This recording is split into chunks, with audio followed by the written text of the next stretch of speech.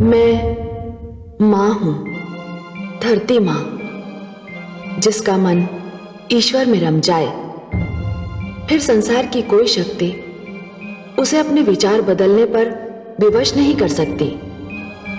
यही आस्था तो किसी को पर्वत से टकरा जाने की प्रेरणा देती है।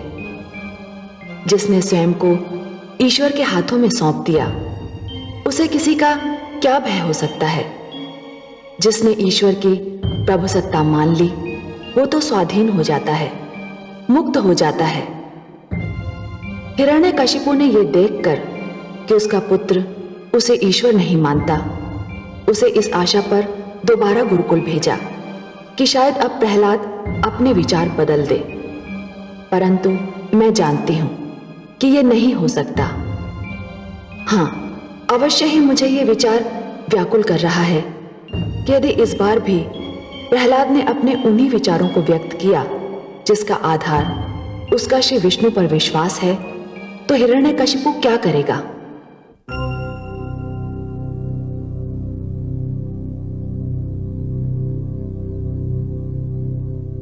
महारानी की जय हो। आपने बुलाया मुझे? हाँ चित्रा, राजकुमार प्रहलाद असुर सभागार में पधारने वाले हैं। तुम राजभवन के बाहर जाकर उनकी प्रतीक्षा करो और जैसे ही उनका रथ आए मेरा संदेशा दो कि सभागार जाने से पहले मुझसे एक बार अवश्य मिल लें। जो आ गया महारानी। देखना, वह मुझसे मिले बिना सभागार न जाने पाए। महारानी के आदेश का पालन होगा।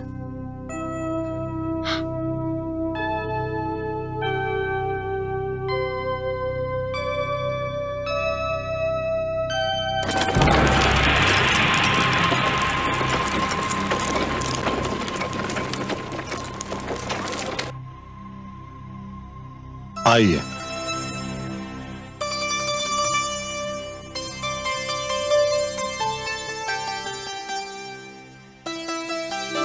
चलो सारथी। राजकुमार की जय हो। क्या बात है? राजमाता चाहती हैं कि भगवान के सभागार में जाने से पहले आप उनसे अवश्य मिल लें।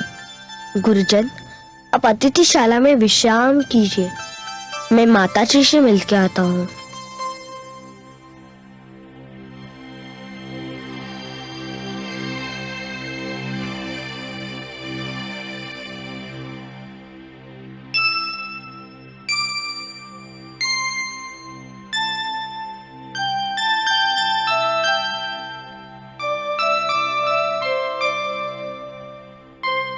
माते, पुत्र, मेरा पुत्र, मेरे प्राण, मेरे नैनों की ज्योति, बस एक बार मेरी एक बात मानेगा? कहिए माते। अपने लिए ना सही, मेरे लिए, अपनी माँ के लिए, मन से ना सही, केवल मुख से एक बार अपने पिता को भगवान कह दे पुत्र। मन में तू जो मानता है वही मान, एक बार मुख से कह दे। माते, अब एक बात मैं पूछूं? क्या? यदि आप किसी के विषय में ये सुन ले कि उसके मुख पर कुछ और रहता है, मन में कुछ और, तो आप ऐसे व्यक्ति के विषय में क्या सोचेंगी? क्या आप ऐसे व्यक्ति को ढोंगी नहीं कहेंगी? माते, क्या आप चाहेंगी कि आपका पुत्र, आपके नैनों की ज्योति एक चरित्रहीन व्यक्ति के रूप में जाना जाए, जिसके मुख पर कुछ और रहता है, मन में कुछ और? पर पुत्र, वो तुम्हारा वध कर देंगे, तुम्हें मार डालेंगे। यदि विधाता ने मेरी मृत्यु का रूप निर्धारित किया है और मेरी मृत्यु के लिए आज ही का दिन चुना है, तो माते, मैं मुख से कुछ भी कहूँ, मुझे आज ही मरना होगा। और यदि मुझे आज नहीं मरना है, तो मैं मुख से जो भी कहूँ, मुझे आज कोई नहीं मार सकता। माते, माँ से पुत्र को बल मिलता है। ईश्वर पर विश्वास के पश्चात आप ही का प्यार मेरी सबसे बड़ी शक्ति है। चलिए माते, पिताश्री प्रतीक्षा कर रहे होंगे।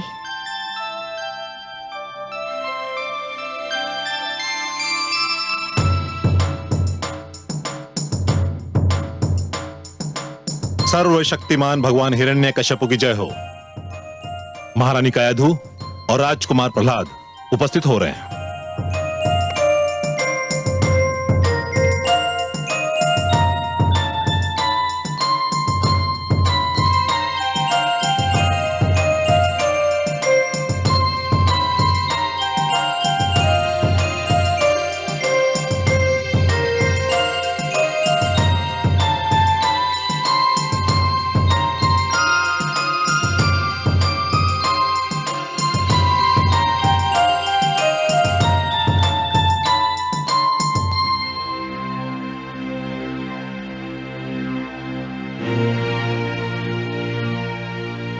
मैं पूज्य पिताश्री के दर्शन पाकर धन्य हो गया। आयुष्मान भव। पुत्र, बताओ तुम्हारे गुरुजनों ने तुम्हें क्या शिक्षा दी?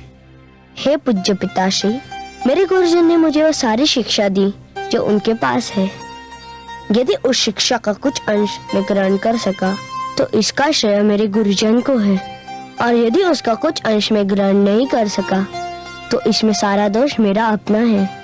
मेरे गुरुजन श्री शन और श्री अमर, उनका कोई दोष नहीं है। क्या उन्होंने तुम्हें बताया कि ईश्वर कौन है?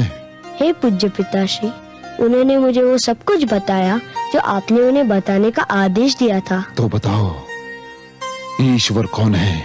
ईश्वर वो है जिसके आगे सब सिर झुकाते हैं। ईश्वर वो है जो सबका पूज्य है। सुंदर, अति सुंदर। ईश्वर वो है जो सर्वशक्तिमान है। उत्तम, अति उत्तम। ईश्वर वो है जिसके अस्तित्व को कोई नकार नहीं सकता। सत्य, सर्वथा सत्य। ईश्वर वो है जिसे मैं देख रहा हूँ, जो सर्वव्यापक है। धन्य हो पुत्र, धन्य हो। बस तुम बोलते जाओ, बोलते जाओ। ईश्वर वह है जो मेरे हृदय में वास करता है। ईश्वर वह है जो मेरे समक्ष है। मैं प्रसन्न हूँ, अति प्रसन्न। राजकुमार प्रहलाद की जय। राजकुमार प्रहलाद की जय। राजकुमार प्रहलाद की जय। राजकुमार प्रहलाद की जय। राजकुमार प्रहलाद की जय। हर्षित हूँ मैं, अति हर्षित। पुत्र, मेरा मन तुम्हारे सुंदर वचन सुनकर झूम उठा है। तुमने अंततः मुझे, भगवान हिरण्यकशिपु को अपना ईश्वर मान ही लिया। मैंने ये तो नहीं कहा पिताश्री, मैं तो आपकी आज्ञा अनुसार ये बता रहा था कि ईश्वर कौन है। ये तुम क्या कह रहे हो? क्या मैं तुम्हारे लिए पूज्य नहीं हूँ? अवश्य है। तो फिर आप मेरे पिता हैं महाराज, और पिता संतान के लिए पूज्य ही होता है। किंतु तुमने कहा ईश्वर वो है जो सर्वशक्तिमान होता है। ईश्वर वो है जिसे तुम देख रहे हो। ईश्वर वो है जो तुम्हारे समक्ष है। तो फिर मैं ही सर्वशक्तिमान हूँ। मुझे ही तुम देख रहे हो और मैं ही तुम्हारे समक्ष हूँ। ये सत्य है पिताश्री कि मैं आपको देख रहा हूँ, आप मेरे समक्ष है, परंतु मेरा मन किसी और की लीला देख रहा है। मेरे मन के आंखों के समक्ष कोई और है। किसे देख रहे हो तुम? कौन है तुम्हारे मन की आंखों के समक्ष? बोलो। जो मेरे मन में वास करता है, जो मेरा ईश्वर है। कौन है तुम्हारा ईश्वर? जो सबका ईश्वर है, जो अजन्मा है, अनादि है, अनंत है। मूढ़, धूर्त, उसका नाम तो बता। सहस्त्र नाम है उसके। जनार्दन, जगदीश्वर, परमेश्वर, सर्वेश्वर, वासुदेव। पर जो नाम मुझे सबसे सुंदर लगता है वो है विष्णु, भगवान विष्णु।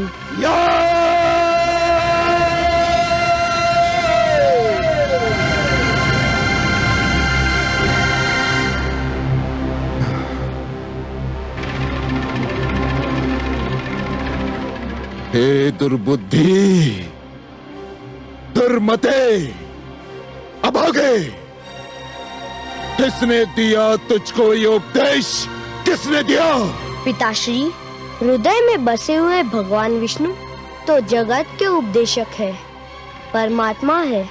उनके सिवा कौन किसी को कुछ सिखा सकता है? तो तू अपने विष्णु के सिवा किसी और को ईश्वर मानने को तैयार नहीं? हाँ नहीं पिताश्री, जिसने श्री विष्णु को ईश्वर मान लिया हो वह किसी और को ईश्वर कैसे मान सकता है? सामंतो, देखते क्या हो, बंद कर दो इस धूर्त का।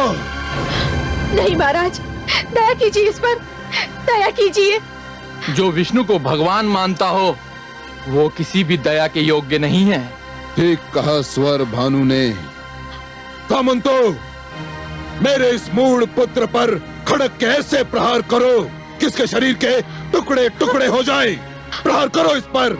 नहीं महाराज, आपका पुत्र है प्रहलाद, अपने पुत्र को क्षमा कर दीजिए। ये मेरा पुत्र है? नहीं, ये तो विष्णु का दूत है, मेरा बैरी है, राजद्रोही है। सामंतो, वध कर दो इसका। हे आसु सामंतो, जो भगवान विष्णु मुझ में है वह तुम्हारे भीतर भी है और इन शस्त्रों में भी है। ओम नमो नारायण, ओम नमो भगवते। देखते क्या हो, वध कर दो इसका। क्या हुआ महादेवी? करुणा सागर, असुर सामंतों के इतने सारे खड्ग और बेचारे प्रहलाद का अकेला कोमल शरीर, कितना अत्याचार हो रहा है, देखा नहीं आपने? और प्रहलाद ने क्या कहा, सुना नहीं आपने? उसने तो कहा कि उन असुरों के भीतर भी मैं हूं। जब वो भयभीत नहीं है तो आप भयभीत क्यों हैं? तनिक इस अनुपम दृश्य को देखिए तो सही।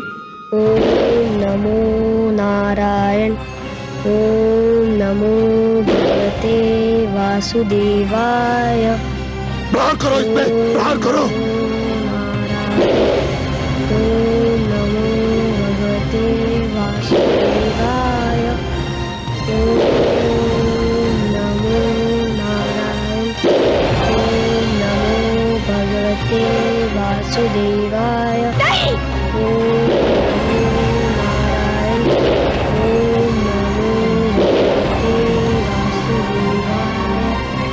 ओम नमो नारायण, ओम नमो भगवते भैरो, वासुदेवाय। क्या हो गया तुम्हारे शस्त्रों को? क्या इनकी धार पलट गई?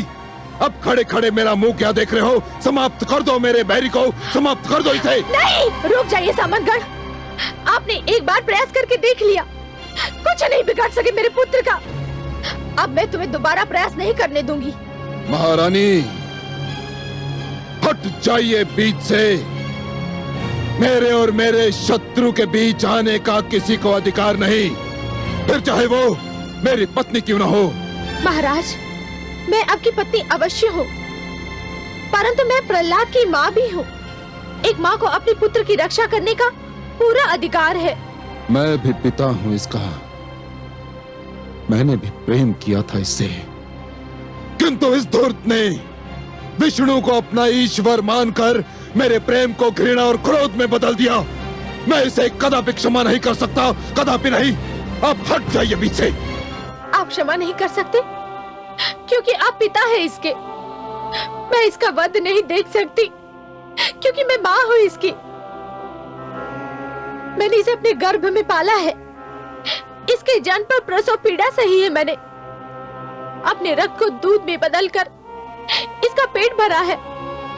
मैं इसकी पीड़ा पर तड़पी हूँ, इसके रोने पर रोई हूँ, इसके साथ रात रात भर जागी हूँ। आपने ये कुछ नहीं सहा महाराज, कुछ नहीं किया आपने। भला एक पिता भीतर की पीड़ा को कैसे समझ सकता है? महारानी, तो फिर आज आपको अपने पति और पुत्र में से किसी एक को चुनना होगा, किसी एक को। ऐसा मत कहिए महाराज, इतनी कड़ी परीक्षा मत लीजिए मेरी। तो फिर हट जाइए बीच से, हट जाइए। मैं तो ये भी नहीं कर सकती क्योंकि आप मेरे सुहाग हैं और प्रहलाद मेरा रक्त। मैं किसी को भी नहीं छोड़ सकती, परंतु हाँ, इतना अवश्य कह सकती हूँ कि मेरे पति की आज्ञा का पालन करो और कर दो मेरे पुत्र का वध। किंतु उससे पहले मेरे तन के टुकड़े टुकड़े कर दो मेरे तन के टुकड़े।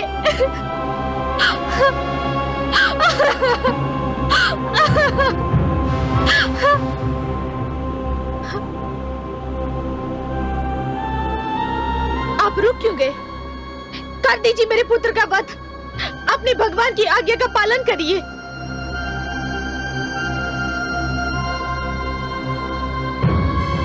जाने दीजिए भगवान, छोड़ दीजिए।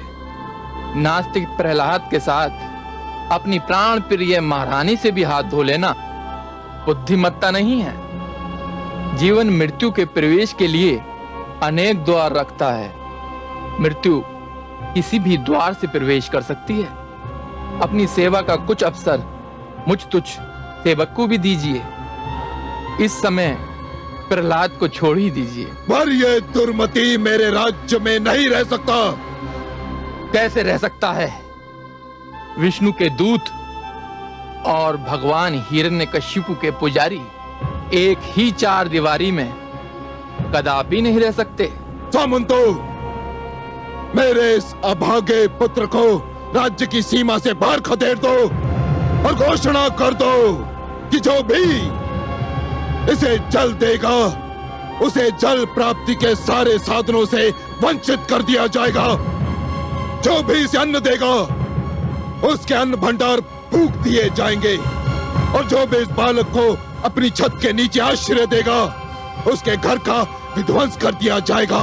घोषणा कर दो और ले जाओ इस दुष्ट को मेरे आंखों के सामने से, ले जाओ इसे।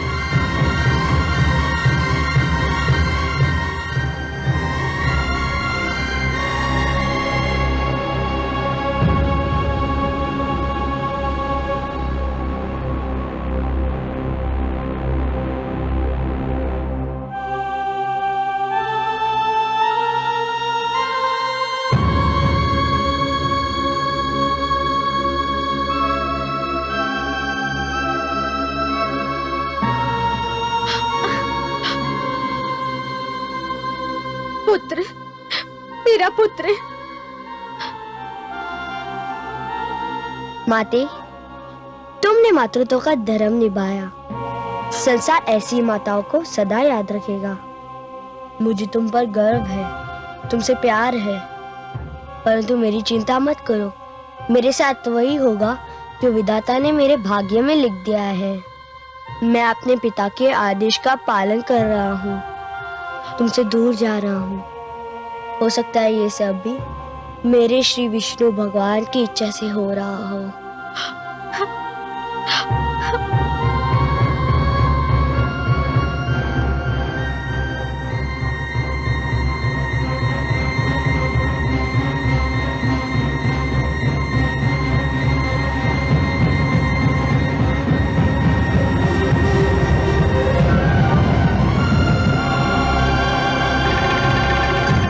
हे कमल नयन, पुत्र प्रहलाद को दुष्ट हिरण्यकशिपु ने अपने राजभवन से निकाल दिया है। अन्न, वस्त्र और आश्रय के सारे द्वार उसने बंद कर दिए हैं। परंतु वो क्रांतिकारी है महादेवी। क्रांति करके समस्त संसार को बदलने निकला है वो। अरे महादेवी, जो क्रांति करके समस्त संसार को बदलना चाहता है उसे सबसे पहले स्वयं को बदलना पड़ता है। फूलों की सेज को छोड़कर एक क्रांतिकारी को पथरीली खुरदरी भूमि को अपनी शैया बनाना पड़ता है। राजभवन का सुखद जीवन भूलकर कांटों की राह पर चलना पड़ता है। क्रांति की पहली मांग है त्याग, और त्याग की पहली मांग है सहनशीलता। अब देखना यह है महादेवी कि पुत्र प्रहलाद त्याग और सहनशीलता की परीक्षा में कितना सफल होता है। परंतु हे कमल नयन, प्रहलाद तो बिल्कुल अकेला है। उसका साथ देने वाला कोई भी नहीं है।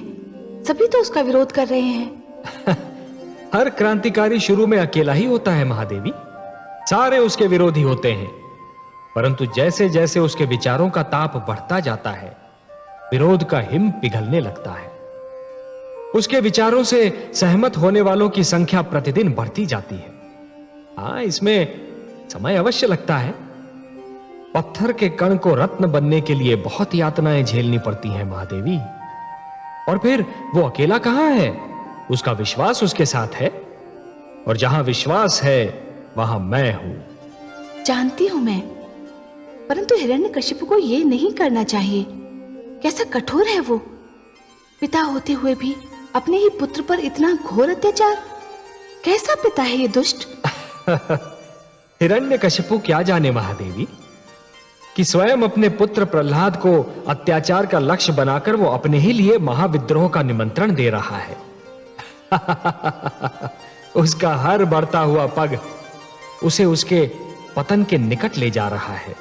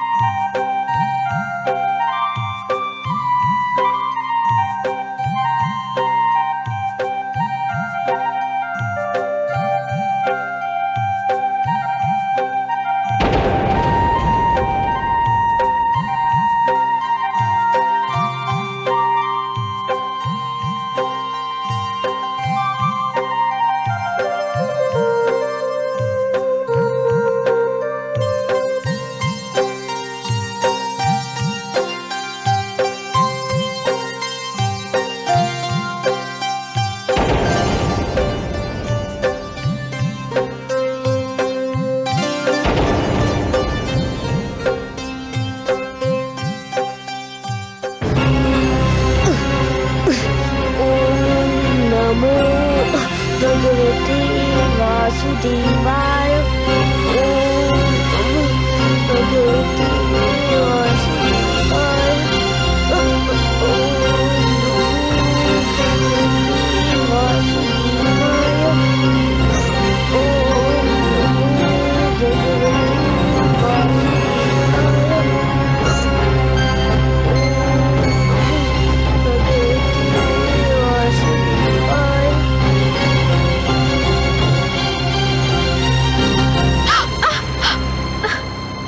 हे भगवान, ये रक्त कैसा? हो ना हो मेरा पुत्र किसी संकट में है। न जाने क्या बीत रही होगी उस पर। क्या हुआ महारानी? अरे ये रक्त कैसे निकल आया? आप तो विश्राम कर रही थी। पता नहीं, लगता है ये रक्त मेरे पुत्र की पीड़ा का संकेत दे रहा है।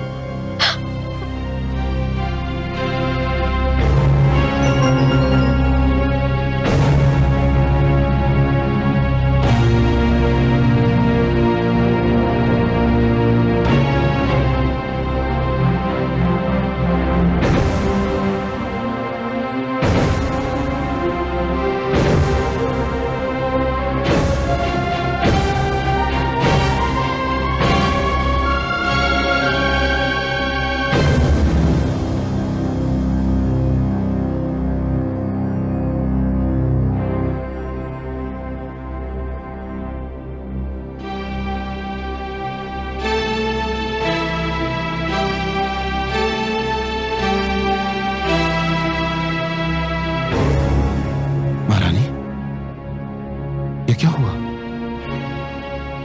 ये रक्त कैसा? आपको चोट कैसी लगी महारानी, बताइए। चोट मुझे नहीं लगी है स्वामी, लगता है हमारे पुत्र को चोट लगी है कहीं। पुत्र को चोट लगती है तो माता को पीड़ा होती है। नाम मत लीजिए उसका मेरे सामने, नाम मत लीजिए उसका मेरे सामने। वो मेरा पुत्र नहीं, वो मेरा बैरी है। मैं तो आपके पांव से बहते हुए रक्त को देखकर चिंतित हूं। मेरा रक्त आपको इतना चिंतित कर रहा है, पर पुत्र के शरीर से जो रक्त बह रहा होगा वह भी तो आपका रक्त है, आपका अपना रक्त। उसकी कोई चिंता नहीं है आपको? उसे क्षमा कर दीजिए स्वामी। नहीं महारानी, सब कुछ हो सकता है किंतु ये नहीं हो सकता। मैं अपने भाई के हत्यारे विष्णु और उसके भक्तों को कदापि क्षमा नहीं कर सकता, कदापि नहीं महारानी। हाँ, यदि वो अपनी भूल सुधार ले, विष्णु का नाम लेना छोड़ दे, मुझे ईश्वर मान ले, तो मेरी बाहें और मेरे मन के द्वार उसके लिए खुले हैं।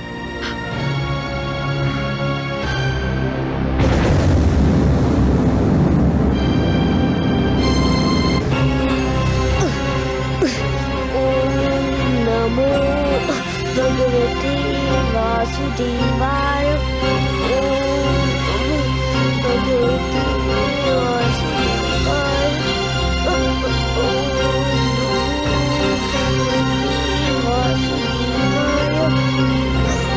ओम नमो भगवते वासुदेवाय।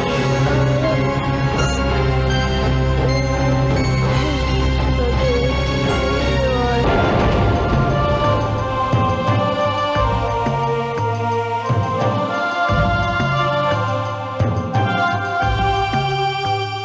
नारायण नारायण।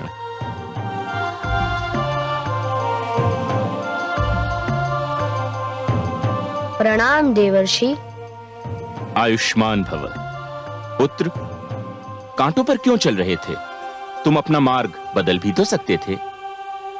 गुरु अपने ही पढ़ाए पाठ को भूल जाने को कह रहे हैं। हे देवर्षि, आप ही ने तो कहा था कि विश्वास का मार्ग कभी ना छोड़ना, वासुदेव को कभी ना भूलना। परंतु पुत्र, इन कांटों ने तो तुम्हारे पांव को लहलुहान कर दिया है, तुम्हें पीड़ा हो रही होगी। शरीर नश्वर है देवर्षि, कांटा चुभेगा। तो पाँव से लहू अवश्य निकलेगा। शरीर को पीड़ा भी होगी, पर केवल शरीर को, आत्मा को नहीं। मेरी आत्मा को तो श्री विष्णु के महामंत्र ने अपनी सुरक्षा में ले लिया है। शरीर पीड़ा झेल रहा है, परंतु आत्मा आनंद विभोर हो रही है। पर अब तो मुझे कांटों के कारण जो पीड़ा हो रही थी, उसमें भी आनंद मिल रहा है।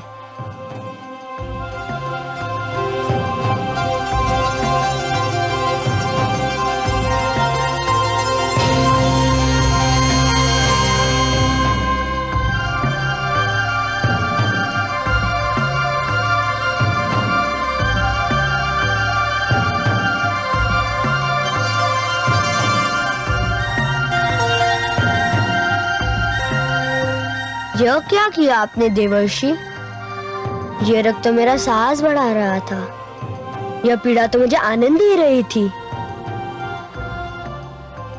धन्य हो पुत्र। आज ज्ञात हुआ कि सत्य के मार्ग की यात्रा में कुछ ऐसे क्षण भी आते हैं जब पथिक आगे निकल जाता है और मार्गदर्शक पीछे छूट जाता है।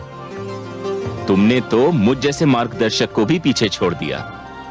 मुझे केवल अकेलापन सता रहा था, आप आए तो मेरा अकेलापन दूर हो गया। मैं तो केवल एक हूं पुत्र। तुम्हारा अकेलापन दूर करने के लिए तो पूरा एक दल तैयार हो चुका है। नारायण नारायण।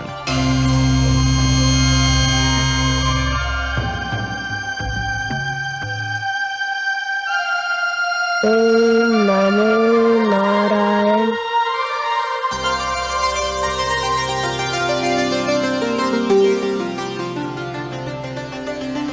शिष्यों ठहरो।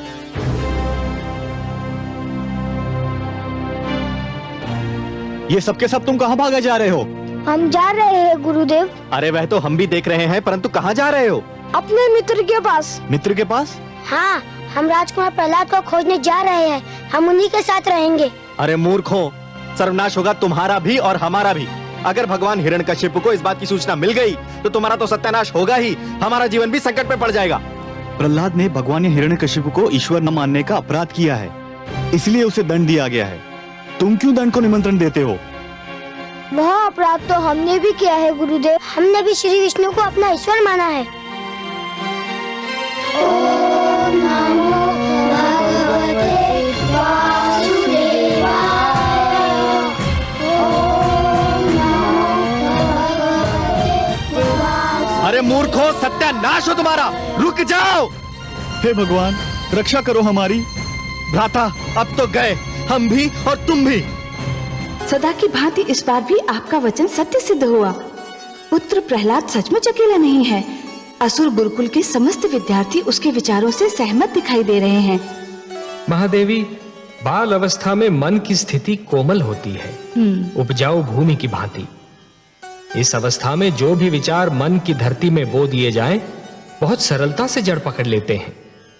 उच्च विचार, उच्च आदर्श और जीवन के उच्च लक्ष्यों को बालकों के मन में बो देने के लिए बाल्यावस्था सबसे सुहानी ऋतु होती है। हाँ कमल नयन, मैंने स्वयं देखा है। पुत्र प्रहलाद ने असुर बालकों के मन में सुंदर विचारों के बीज डाले हैं और अब उनमें प्रेम की खेती लहलहा रही है। परंतु हे दया सिंधु, पुत्र प्रहलाद न जाने कब से भूखा प्यासा भटक रहा है। मुझे उसकी यह दशा देखकर बहुत दुख हो रहा है। कैसे होगा उसके पोषण का प्रबंध?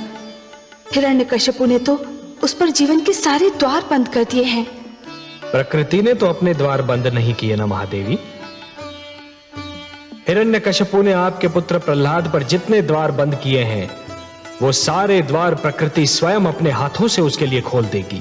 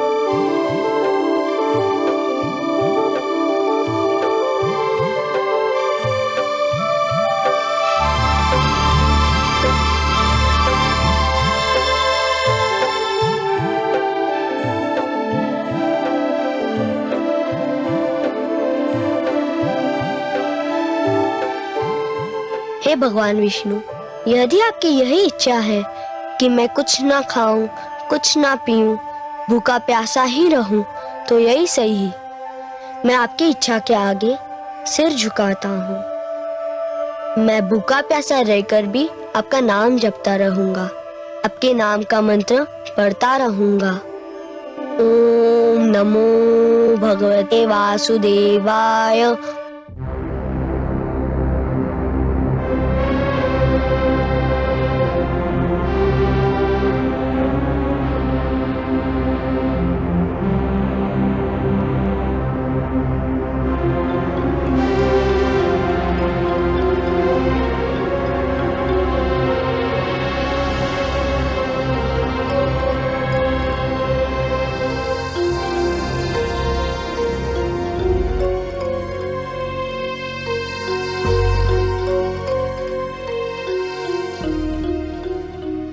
भगवान, भोजन परोसा जा चुका है।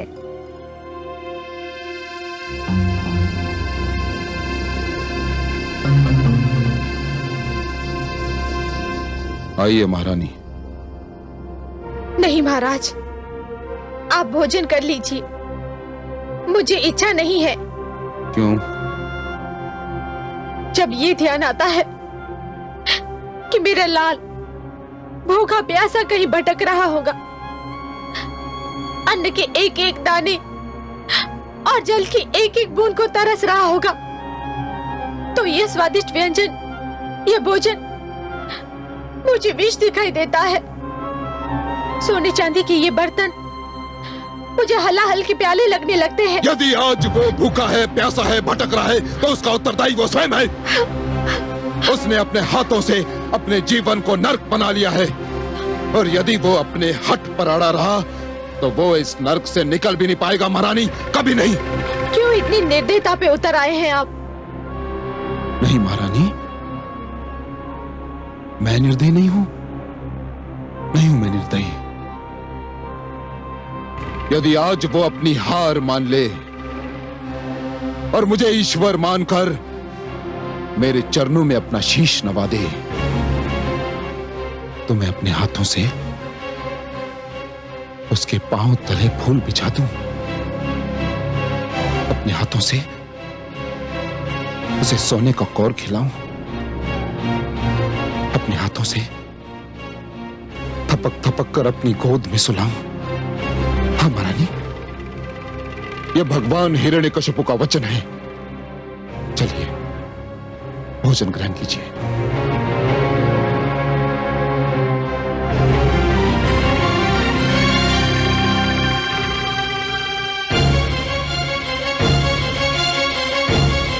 हे स्त्री,